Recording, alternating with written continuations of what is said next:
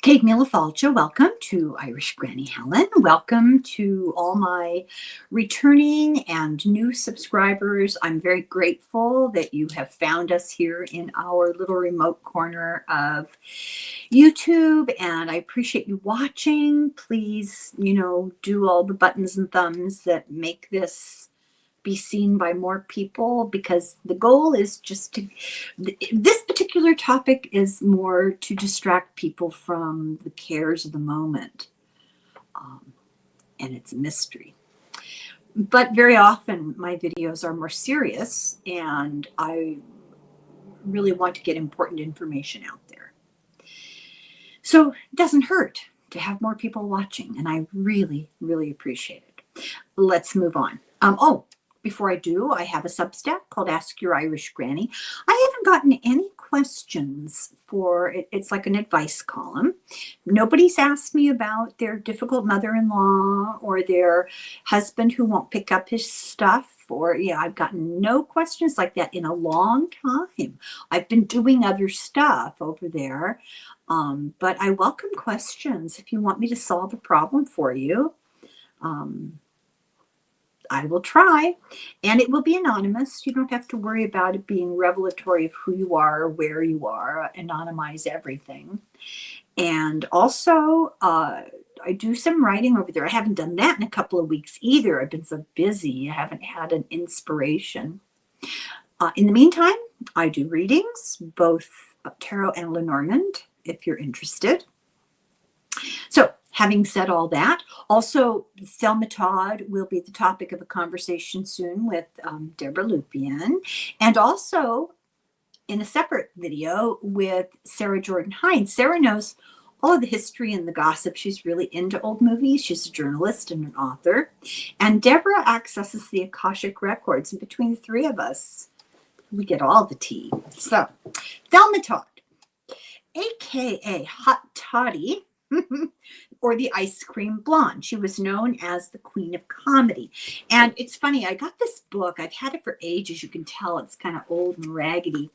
And I thought, boy, I didn't think she looked like that.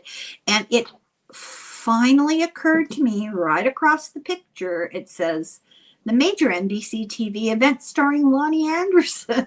It's a made-for-TV movie. So don't look at the picture, because that's not really Thelma Todd. Let me see if I can find you a good close-up picture of Thelma. She was a comedian first and foremost. Interesting character, astute businesswoman. Okay, this is the only picture I have of her. Very dated. Look at that outfit. Look at the hair. What year was this? American Venus. Let me try to find out for you. I would guess that's the late 20s, early 30s. Well, maybe no, maybe a little later than that. Let me see.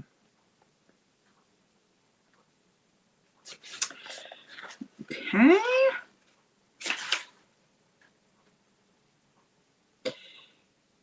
$1926, so it's a little earlier than I thought. Okay, let's talk about Thelma. She was born Thelma Alice Todd, July 29th, 1906, in Lawrence, Massachusetts. Her father was from Ireland. He was an upholsterer. And in 1912, he eventually kind of became an important guy in town. He became the Lawrence Commissioner of Health and Charities. Her mother was a Canadian. That was her place of birth, not her profession. She was, as many women were at the time, a mother, stayed home. She had one brother who died in 1910 in a car accident. So she would have been only 4 or 5 at the time. She was considered a bright and successful student. She wanted to be a teacher. She graduated high school in 1923. So she would have been about 17-ish. She began Lowell Normal School, which has now morphed into the University of Massachusetts at Lowell. A normal school was a teacher's college. I don't know why they called it that. It seems I don't know, borderline insulting. I don't know why they chose that. Normal. She earned money in college as a model, and in joining beauty contests, she was really quite beautiful. In 1925, she won Miss Lawrence and went on to win Miss Massachusetts. And at the contest, she was spotted by a Hollywood talent agency. This is every girl's dream at the time, and offered a slot at the Paramount Players School in Queens, New York. So they didn't tell her, oh, you're going to Hollywood today. What they told her was, you have potential. We have this school. They taught recruits acting, diction, athletics, manners, because apparently some of them were kind of rough around the edges. And they limited to 16 people in the class, and only out of the 16 people, only she and Buddy Rogers ended up in Hollywood. So one girl and one boy went to Hollywood. She was 19 years old. Eventually, 1929, she was at the Hal Roach Studios. Now, it's American Venus. I'm not sure, how that fits into this, but she had not yet made it to the big time in Hollywood. She often had decorative roles in silent films. I think that's what American Venus was. She was really pretty and, beauty queen, and they would just drape her over furniture as a background decoration in silent movies. She really didn't get to act. When the talkies came, Hal Roach signed her on as a comedian, and she worked with some of the very top comedians in the business. She worked with Harry Langdon. These names might not necessarily be familiar. In their time, they were the top of the top of the top. Harry Langdon, Charlie Chase, he was an old guy with a big mustache, and of course, Laurel and Hardy, everybody knows. In 1931, Hal Roach teamed her with Zazu Pitts. I hope that's how it's pronounced. She, a character. They were together in 17 shorts that lasted 17 to 27 minutes, and they depended pretty heavily on slapstick. And so Todd would always be the straight woman trying to deal with all the travails, and Zazu was kind of the out there character. It was unusual at the time for two women to carry a whole film all by themselves. Now, these were shorts, but still, usually they weren't, it was a woman being a foil to a man. And that's not how these worked. Pitts left in 1933 to go on to bigger and better things, and she was replaced by Patsy Kelly, who actually looks quite a bit like her. I didn't realize it. Sort of surprised me. And she did 21 more with Thelma until 1936. In the shorts, Thelma was always the working girl, the clerk, the secretary, trying to pay the bills and be poised and charming. And her sidekick was like all over the place and embarrassing her and creating all kinds of humorous problems. I guess sort of the opposite of Lucy and Ethel, maybe a little bit. In 1931, this was kind of her big first movie, Corsair. And in the course of making this movie, she began a relationship with the director, Roland West. He was married. She changed her name to be in this movie to Allison Lloyd. And she did it to try to break off her association with comedy. She was very successful in the comedy, but she really wanted a serious film acting career. She was often loaned to other studios because she was a reliable comedian. I mean, they knew she was a given quantity. They knew that she would be consistent. She played opposite Buster Keaton, Joey Brown, and the Marx Brothers. She was the blonde in Horse Feathers and Monkey Business. I didn't realize that. I guess I did, but I didn't.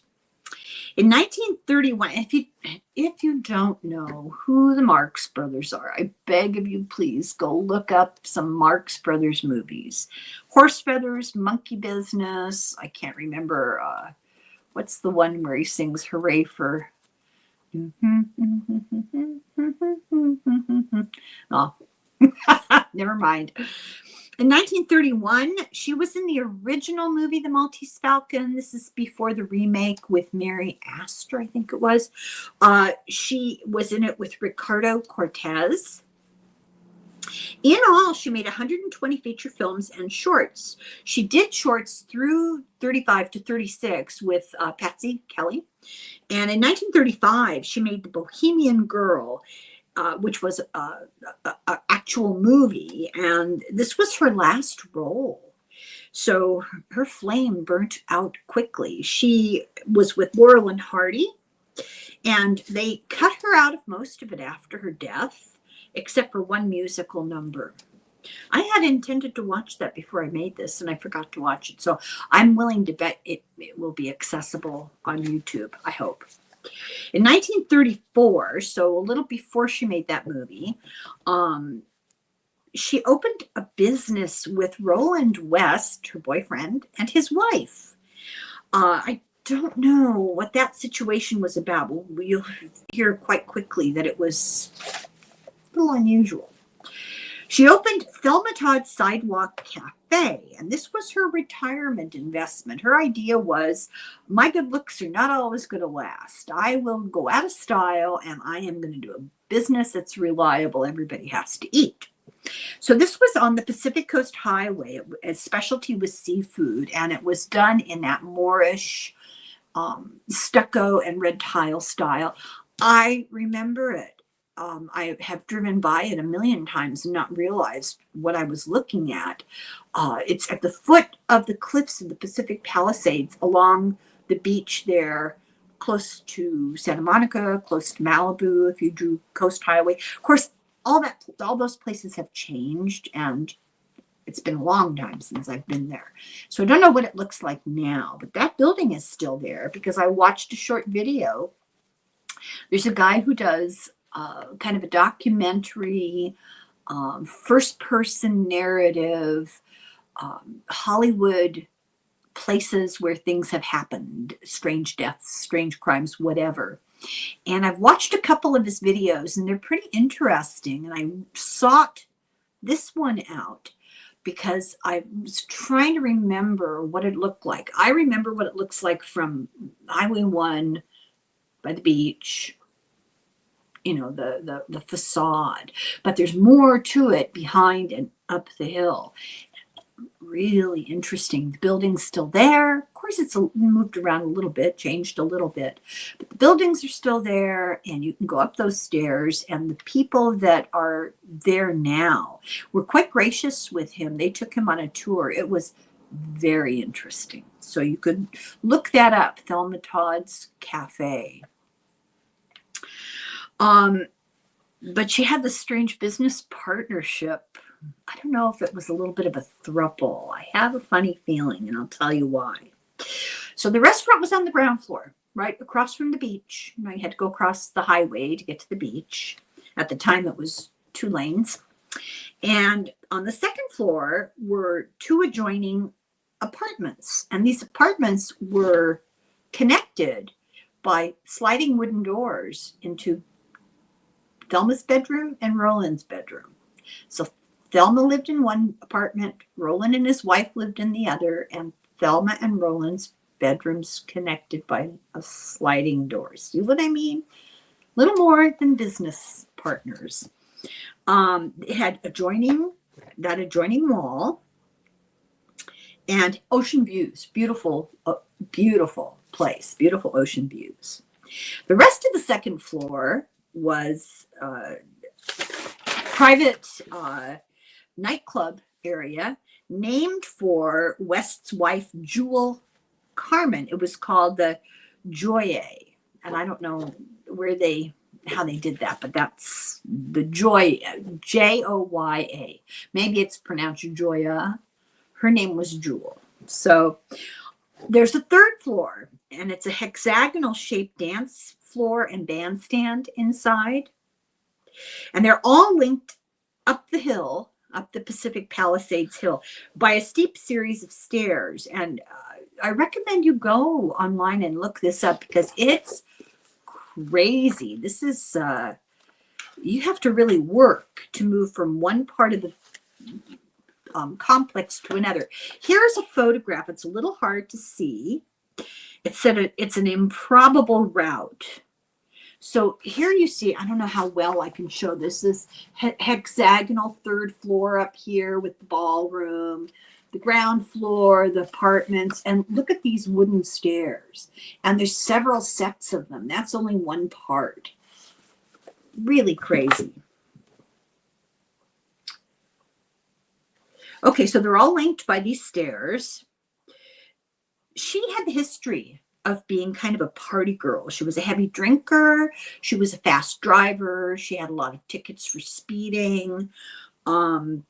She was briefly married to a guy called Pat DiCicco, and he had mob ties, and he mistreated her. You know, I don't want to, certain words that are better not used on YouTube anymore, so extrapolate by what I'm saying. They got divorced, and she left him $1 in her will, just to be sure. Interestingly enough, he later married Gloria Vanderbilt. He was her first husband. He mistreated her in a similar fashion. Gloria Vanderbilt is Anderson Cooper's mother. Interesting how, you know, everything is connected. Gloria Vanderbilt was the poor little rich girl. She inherited this enormous fortune, but had nobody who loved her. You know, kind of an orphan raised by nannies, and it was terrible. Anyway, Monday, December 16th of 1935, Thelma's body, excuse me, was discovered by her maid in her 1934 Lincoln Phaeton convertible, parked inside the garage at the home of Jewel, Roland West's wife. And she was found more than a day after she was last seen. So I'll give you the timeline here in a second. This is the maid who found her. It's really pretty. What's her name? May Whitehead. Here's another view of the building itself, because it really is beautiful. It's striking in real life. It's imposing looking. And these bottom doors here are the garage, and she was found in one of them dead inside a car. So we'll look at the timeline here. So this is more than a day after she died. She's been dead a while. She was still wearing a mauve and silver evening gown, a very expensive jewelry set with diamonds, and a mink wrap. It was not a robbery. Her death was first ascribed to carbon monoxide, but there's more to the story. The story is that she was in the car and turned on the engine because she was cold, and the garage was still closed, and she didn't know about carbon monoxide poisoning. Why was she sitting in the car alone trying to get warm in the middle of the night in her evening clothes? Well, according to the police investigation, she spent the evening of December 14th at the Trocadero, famous nightclub, hosted by Stanley Lupino and his daughter, Ida. Just the connections. It's very interesting. She had a brief, unpleasant encounter with her former husband, DiCicco. But after the fact, witnesses who were there with her, who saw her there, said she was in great spirits and there was no reason to assume that she would do anything to herself. To be careful of my words here. So most of her friends and family denied the potential that she might have been the reason for her own demise. However, that's not really uncommon for loved ones who are very close to not believe it could happen. And partly it has been shown that it can be an impulsive decision, especially with young people, but it can be an impulsive decision based on, you're a little bit drunk and you've had something that upsets you happen to you in the moment. And that's actually true of what happened to her this evening. So she's partying, having a great time, drinking too much. She was driven home by her chauffeur in the early hours of December 15th, so middle of the night, basically. He dropped her off at the foot of the stairs to walk up to the apartment. So he parked the car in the garage and he took off and she walked up these stairs. This is the story. She's in patent leather evening shoes, like strappy sandal type shoes with heels to go with this very elaborate gown she was wearing and a mink coat. You saw the picture of the stairs. It's difficult to believe that she would have done that in an inebriated state. But the story is that she climbed up the stairs, up and up and up, got to her apartment, and found herself locked out, intentionally locked out by Roland West. His wife was living separately now in another apartment in the complex. It's just confusing.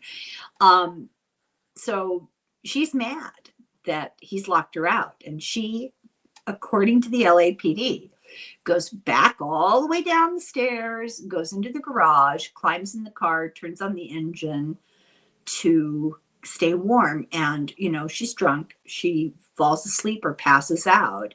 And when she does, her nose hit the steering wheel. So there was a little blood. But that's not all there was. This is the official story. It was ruled an accident. She was either warming up in the car, getting ready to leave, or keeping herself warm. And that's what happened. And rumors at the time were that the police were paid off by Lucky Luciano. He'll come into this. There was a coroner's inquest on December 18th of 1935, and the coroner's inquest said there were no marks of violence, and she had a superficial contusion, that's a little bruise, on her lower lip. Turns out that's not true. They think it was caused when her face planted, into the steering wheel. But eyewitnesses who saw her, like, her maid, claim that she had other injuries. So the grand jury called it an accident, but they recommended further investigation. And I wrote WTF in the margin because, what does that mean? It's an accident, but let's investigate it more. They should have said undetermined, let's investigate it more. So already they're planting the seed. Grand jury probe was, is this a murder? That was what they looked into. And after 4 weeks, they said, no foul play. The homicide detectives closed it, called it an accidental death with possible self-harm tendencies.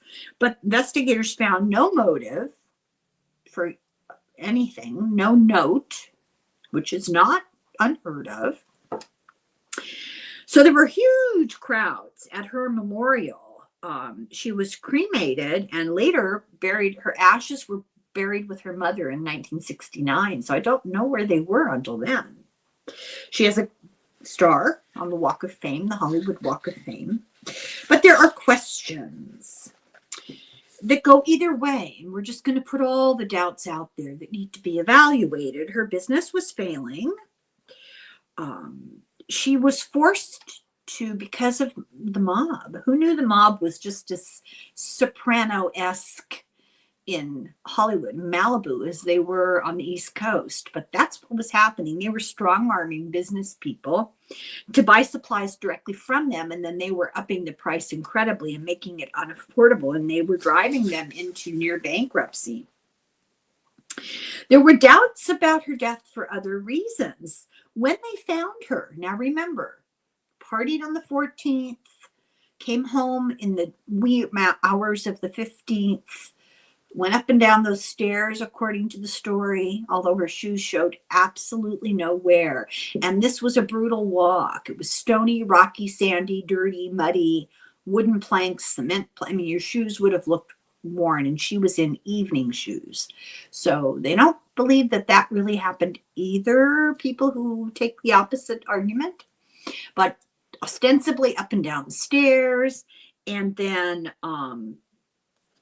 into the car to warm up, or into the car to leave under her own speed, waiting for the car to warm up with the garage door shut, which seems odd.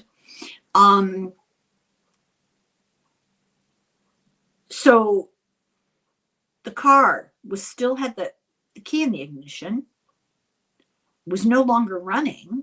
This is a day later when she's found, more than a day later. She would have been doing that, 2, 3 o'clock in the morning. She was found the next day when the maid came down. Ignition key still in the ignition, turned on, almost full tank of gas. That seemed odd. There was rumor that her body was moved, that they found her and she was in one position. When they went back, she was like in a completely other position. I don't know about that. Turns out she had a broken nose and 2 cracked ribs. I think they should continue the investigation. She had damage to her throat, as though, they said, there was a hose forced down her throat. Her shoes were not messed up. The walk up the hill would have at least left some sort of signs on her shoes, and she was wearing nylons, and there was not a snag on them. And when you see the underbrush and stuff along the way, no. West's estranged wife was living up there, and it's very weird that she was found in her married boyfriend's garage. They had an argument earlier in the evening, and some people thought, did he lock her in the garage? Her apartment door had been locked. She would have had to make a steep stair up the hill, 270 steps. Well, this is no lightweight thing. When they went to her apartment after they found her body, they discovered more than 100 gift-wrapped Christmas presents ready to go in her apartment. Witnesses had seen gangsters threatening her and extorting her because she wouldn't allow gambling in the cafe. She'd had a brief affair with Lucky Luciano and had broken up with him. And so there was animosity there already. And the argument that was heard with him, he said something to her about gambling. And she said, over my dead body. And he said, well, that can be arranged. Later, 2 of his associates were arrested for extorting more than $10,000 to get gambling in there. So something was up. She had mentioned she had a new romantic interest to friends. There's no mention of who it was in what I read. She was planning to take him as her escort to some party that night. But she was dead, so that didn't happen. Okay, so there's a huge rumor that Roland West confessed to killing her on his deathbed. What he said was he was jealous, controlling, he had a temper. She was out partying without him. He got mad, and he locked her in the garage, left her there. And of course, she passed out from either the fumes or alcohol or both. West and his wife tried to keep the cafe going after Thelma Todd died. He eventually divorced the first wife, Jewel, and his second wife, Lola, inherited this big old building and all the stuff. And she was a devout Roman Catholic. So what she did is she let a priest, a Father Bud Kaiser, run a religious entertainment company in that building, that huge, complex, I guess you'd call it. And eventually she gave the deed to the Brothers Productions. The Paulists are an order of like a brand of priests, and they had a production company of some sort, very educational stuff. And she gave them the deed to the building. Can you imagine? In 2014, the building went on the market for $8 million. And in 2015, it was bought by a developer. I don't know how much it sold for, but the people who are in there right now were really gracious about allowing the guy who does the YouTube show to go ahead and do a tour of it. And it's really interesting. So I would recommend you look that up. Look up some of her work with Laurel and Hardy, the Marx Brothers, the hapless blonde stuck with all these lunatics is usually the part she played. The normal one, you know. So that's the story of Thelma Todd. And I will be doing more with Sarah, and I'm sure she'll have more of a background for us, and also with Deborah. And Lord knows what we'll come up with on that. So I appreciate you watching. I hope you're enjoying this. If you have requests, let me know. I don't promise you I'll do them, but I'll certainly consider them. And I have done some requests based on subscribers' recommendations. So we're open to it. And in the meantime, thank you. Slungafoil, sluncha.